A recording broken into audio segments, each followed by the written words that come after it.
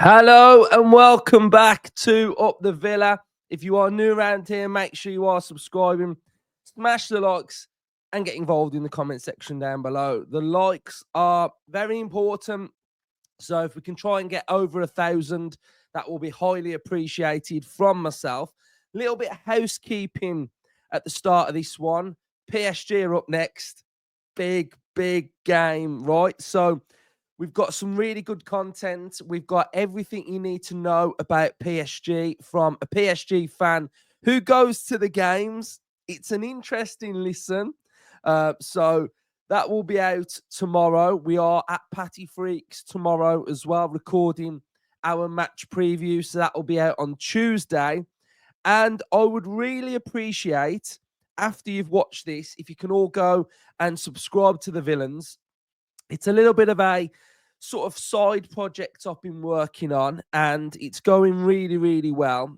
But I've got to say, I've done a tactical episode on PSG, and I think it's probably some of my best work yet, analysing an opposition team. I've been sort of studying their team, doing various episodes, and I've came up with a game plan that is going to beat PSG tactically. And, I've done a lot of research. So it's not out yet. It's the one where it says how Aston Villa tactically beat Paris Saint-Germain, the one that says PSG lose with Emi Martinez on. So that's out later on today. But I'd really appreciate if you will watch that and go and subscribe if you haven't already, because, yeah, I've worked really hard on that. And the delivery is a little bit different as well. So I'm sure you'll all enjoy it. But Villa beat Nottingham Forest yesterday.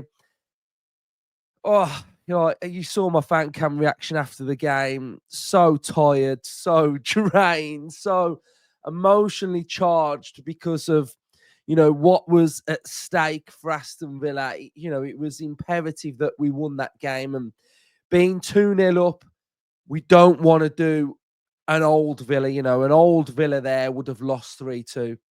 An old Villa would have lost 3-2.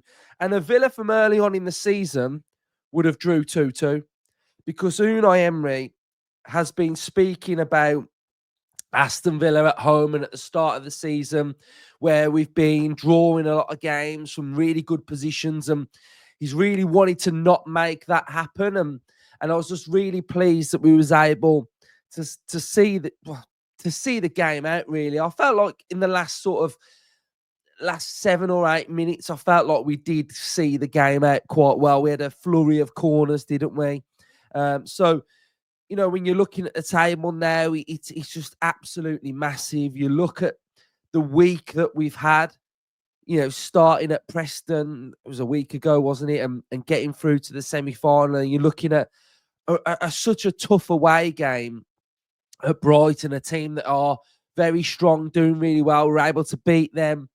And then Nottingham Forest at home, again, a team that are fighting for Champions League, that are very dangerous, that do a job on a lot of teams.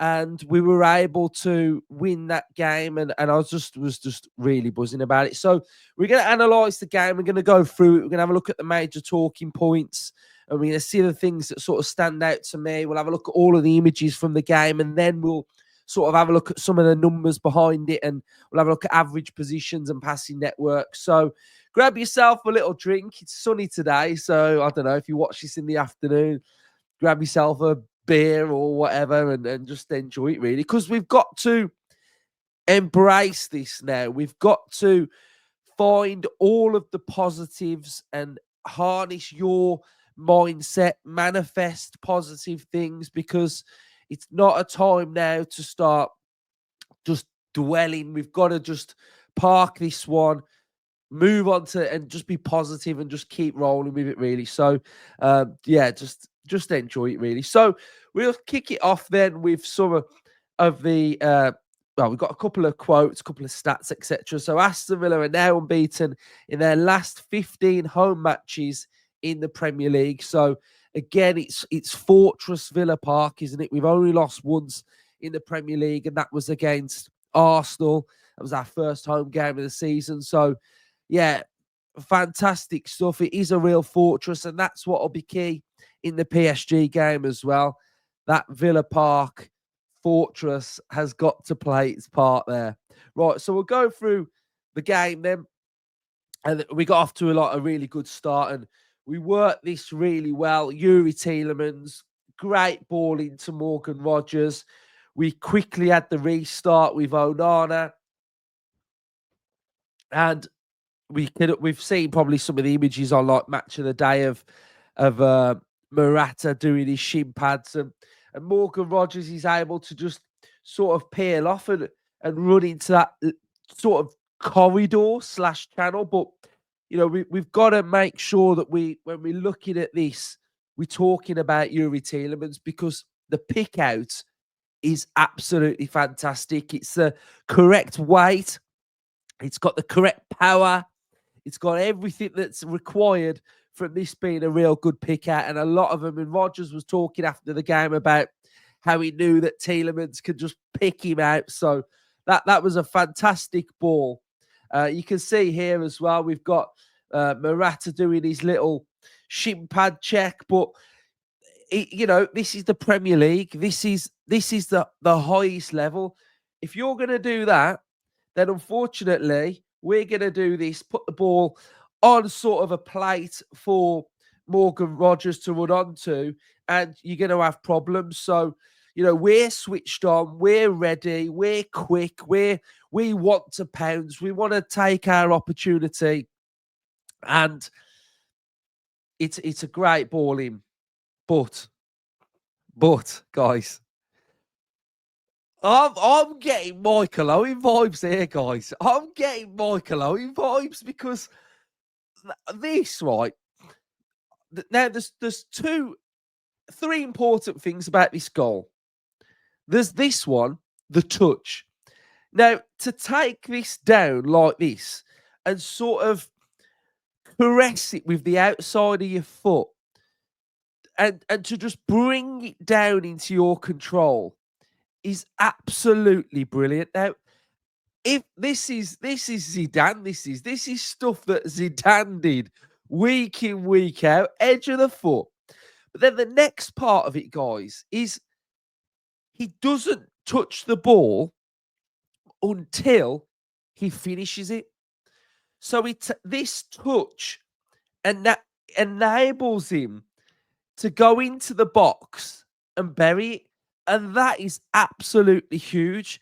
And the next part is the part that he has worked on, because last season and at the start of this season, his finishing was a bit rushed.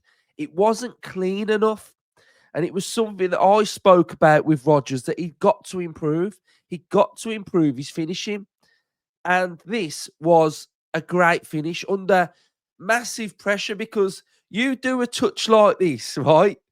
You need to finish, because it is absolutely brilliant, and he does finish it, and it's a great finish. It's a great goal. It's, you know, I don't want to take everything away from Tielemans, because the ball in is exceptional, but that touch, you watch it back, because the touch, and then to take it into the box, he doesn't touch it.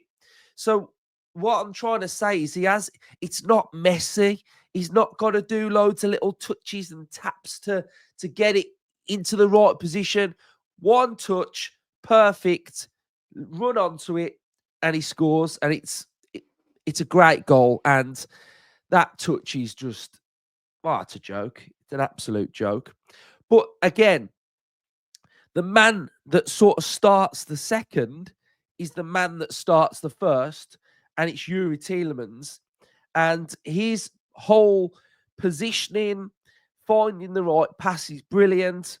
And again, this goal is great in itself, because it highlights a lot of Matsson's massive strengths, and it's his ability to dribble, and it's his ability to dribble and burst. And I think that's something that we've started to see a lot from Maatsen, with a lot of his attacking intent. So he gets the ball, he takes his touch inside, he then takes his touch back outside, and then what he does, And this is what I'm talking about his touch and dribble, is that he flat foots the fullback. So the fullback is now flat-footed, and he takes this little touch around him and bursts into the box. And that sort of low center of gravity, but that touch and acceleration that he's got really absolutely does this player. There's nothing better than seeing a defender getting twisted inside and out. Inside, outside. Oh, where am I going? That's what it's like. It's like inside, outside. Where you go, mate?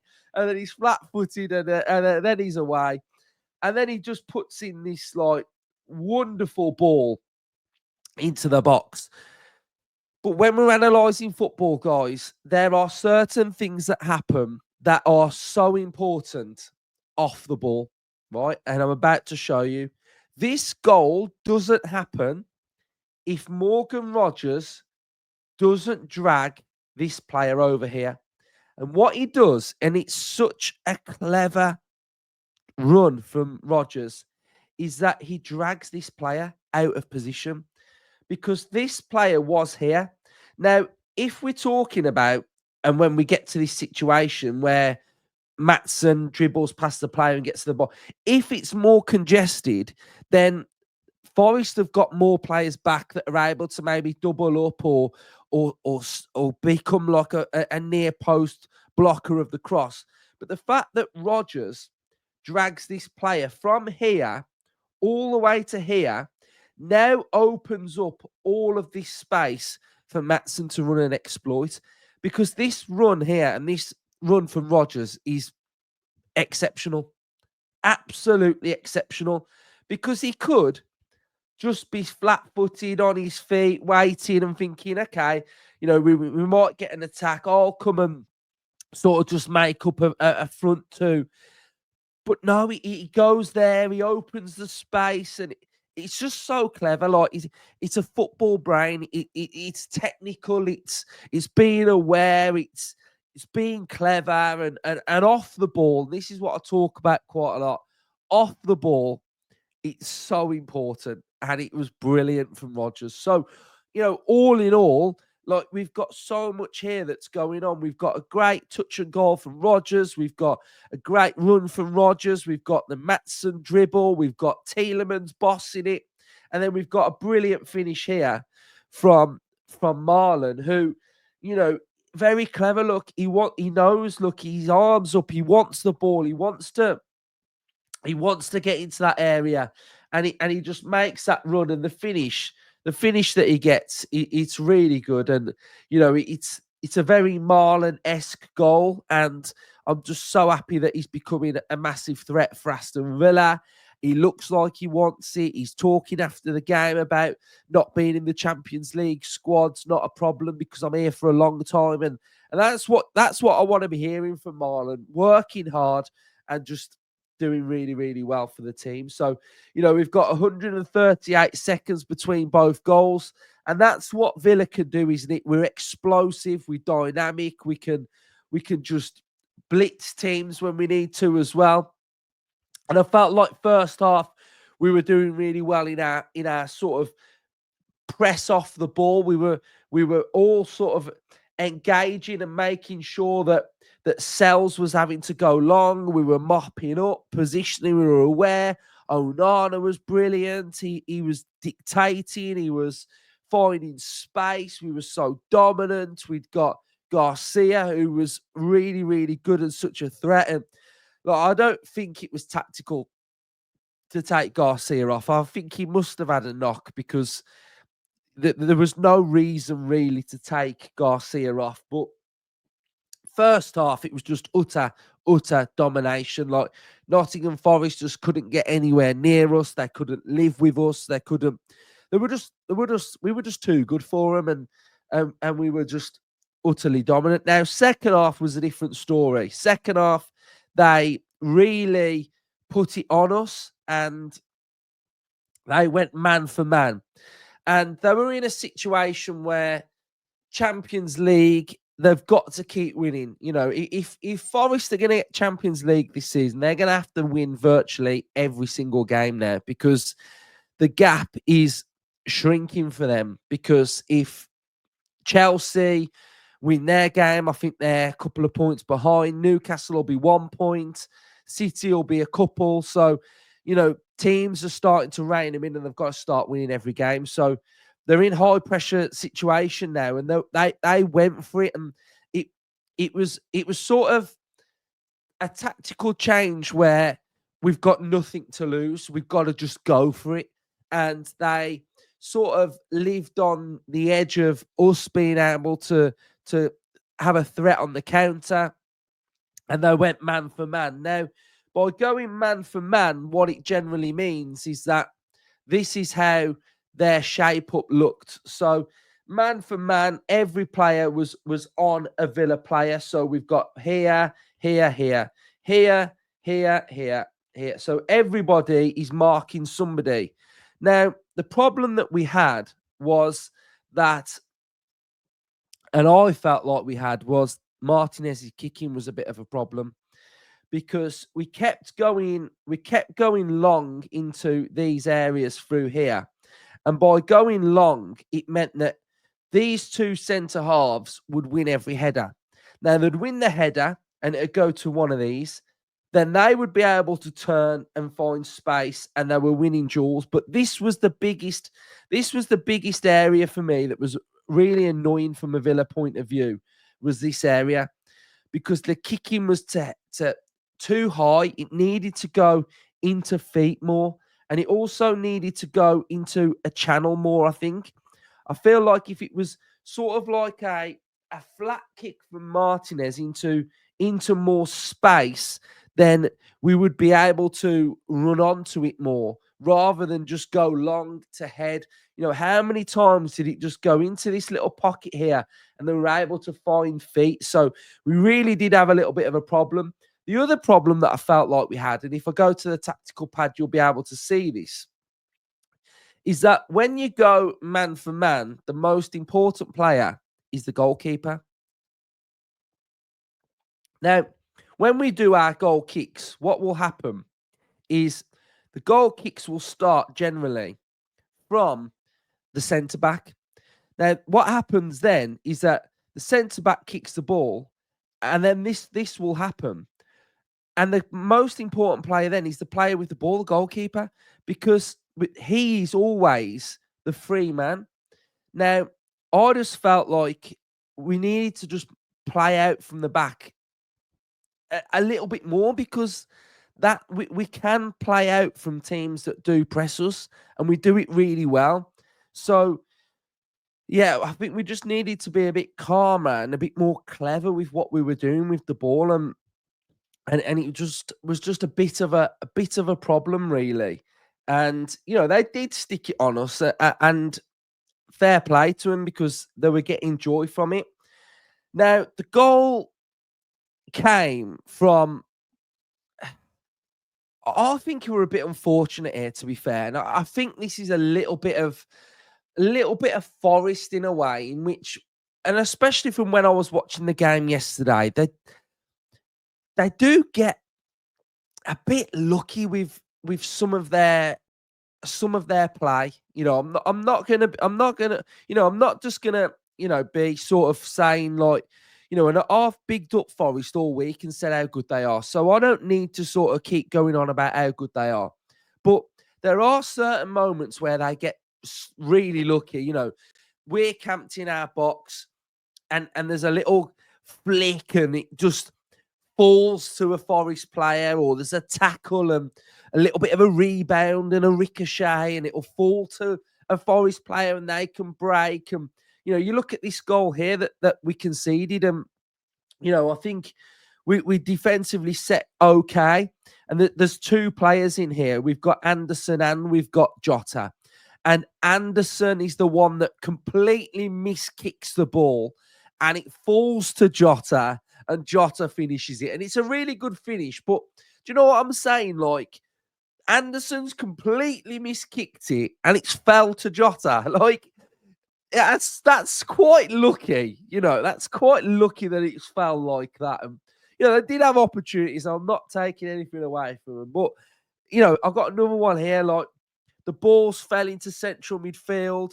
There's a tackle, there's a ricochet, and it falls to Murillo. And there was a lot of that going on at times. And I think, it's frustrating from a fan when you can see that. But, we did have another opportunity. We had Morgan Rogers tearing through on goal, and he was so unlucky not to score this. He puts it through his legs, and he just gets enough contact on there.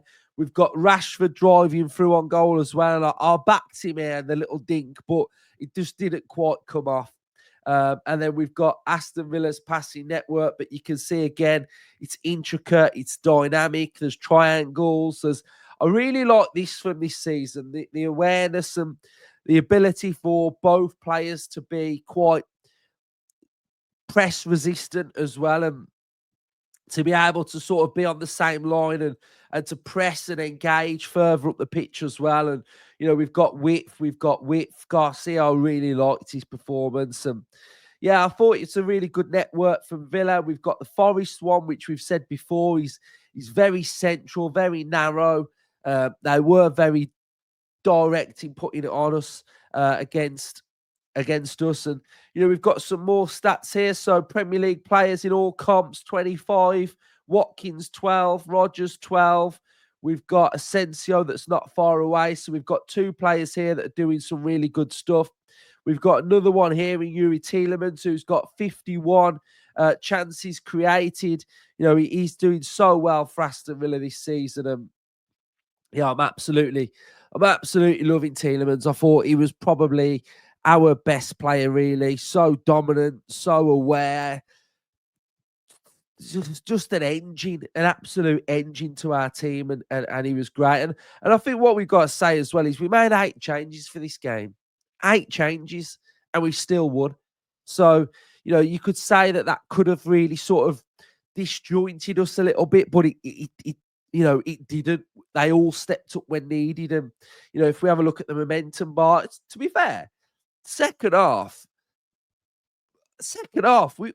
I thought we got dominated, really. But, there was big spells in there for Villa in that second half. So, I think maybe when you're at the game and you sort of living and breathing it, it's quite stressful at times. So we'll have a look at some of the stats as well. And so we had 52% possession. We had an XG of 3.03. They had a 1.48. 17 shots for Villa, 19 for Forest. 6 saves for their keeper to Martinez's 2. 429 passes for Villa.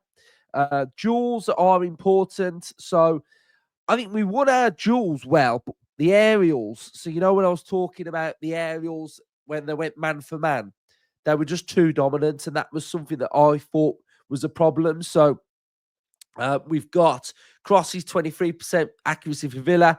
54% of the ground duels were won. So that was better than Forest. But Forest won 63% of those aerial duels, which is where I think the second half was Villa's problem. They won 57% of their tackles and we won 50. So if we have a little look at the average positions now, and then we'll have a look at some of the numbers behind it. So average positions for Villa, really good. You've got your double pivot in there. You've got your width from Garcia, brilliant. Maatsen coming inside a little bit as well. We've been speaking about that this season, about him going into central midfield. You can see him inverting into that central midfield. Rogers absolutely everywhere. Tielemans, the heartbeat, the hub of our team. Watkins had minimal touches. Asensio and Marlon did some really good work as well. I thought Asensio played well. He was controlling at times, which was good. Here we've got the Forest average positions. I thought Gibbs White was tremendous. Very, very good player. So if we have a look at some of the numbers then. So Tielemans, 89% passing accuracy. 3 of his 5 duels were won. Maatsen, 6 of his 10 were won. 84%. Disasi, 90%. He had passing accuracy. 90%, sorry. And then he won 5 of 5 ground duels. And he won 1 of 1 aerial. So very good for Disasi. John McGinn, 88%. 2 of 3 duels. Asensio, 4 of 7, 97% passing accuracy. Marlon, 88%, 3 of 9 of his duels were won. Martinez, 63% kicking. Onana, 5 of 6 duels were won. He's 1 of 1 aerials and 94% passing accuracy. So that was good from him. 87% for Ramsey. Kamara, 56% passing accuracy, a little bit loose from him. 71 for Rodgers, 9 of 19 duels. And we've got Watkins, 50% of his accurate passes, and he'd got 1 of 3 duels. Rashford, 75% Konsa, 100%. Garcia, 2 of 6. So Watkins, let's just have a look at his touches. Yeah. This was not a great performance from Watkins, guys. And I'm going to be honest, like I am. I think he's struggling at the minute. I don't know why he's struggling so much, but that there 9 touches in 62 minutes is absolutely shocking. So that's not good, guys. I just felt he looked a bit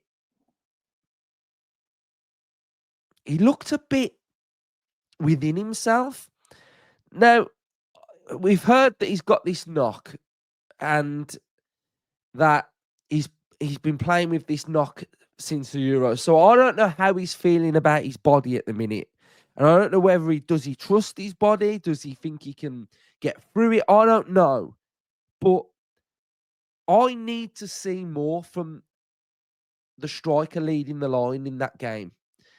Because if you're not getting enough touches, you can come and try and receive the ball and try and get a few more touches or make that running behind more. But it was just a little bit not great, really. Yeah, just I need to see more. I need to see more. You know, you can't be having 9 touches in 62 minutes. Like, and the one moment where Asensio was on that right hand side and he'd nicked the ball and won it, and he played it to Watkins, and Watkins had that pass. I think he must have been that pass to play it into Rodgers, and it wasn't executed well. You know, come on, like we need more, we need better. So yeah, I think I just don't know. I just don't know. I don't want to be too harsh because I don't. If he's playing with an injury and he's playing through games, then you can kind of feel a little bit like, okay, that's what's going on. But yeah, we need to see. I need to see more involvement because I can't have you can't have players that are not sort of that are not there. You know what I mean? Like, so yeah, you got to talk about it. Do you know what I mean? You can't just because it's Watkins and what he's done for Villa, you can't just shy away and say, yeah, you know, just dust it under the carpet because, you know, that was, again, that was his chance to sort of make a claim to be starting games, and now I'm looking at PSG and I'm thinking, oh, I'm going Rashford up top. Do you know what I mean? That's where my mindset's probably at now. So, yeah, we just need to see a little bit more from him, really. But if you're starting games, then you must be fit, right? So, yeah, I'm just looking at it like 3 accurate passes out of 6, 1 of 3 duels won. You know, that says there you've got to put yourself about a bit more, like, you know. But we won, so hey ho, right? So yeah, so those are the stats then. So just buzzing with one, really. If we have a little look at the Premier League table, then we've got 51 points. Like I say, I think teams are going to start reining Forest in a little bit. But 51, a bit of daylight now between Brighton, Bournemouth, Fulham. So we've got daylight there now and 3 wins in a row. Very, very good. Southampton up next in the Premier League. after a tough game at PSG. You know, back that up, 4 wins in a, you know, not taking them lightly, but if you're looking at 4 wins in a row, you know, you're really starting to motor on, aren't you? So yeah, hopefully, guys, you've enjoyed this episode. I do like doing the debriefs. So remember, make sure you hit the like button, make sure you comment him, subscribe. But if you've got this far and you haven't subscribed to the villains, right, go and subscribe and watch this episode when it's out later on. It is, I'm saying, some of my best work, right? My best tactical work. So go and show it some love up the Villa. And we will be back tomorrow for the PSG fan. So stay tuned for that one. Up the Villa.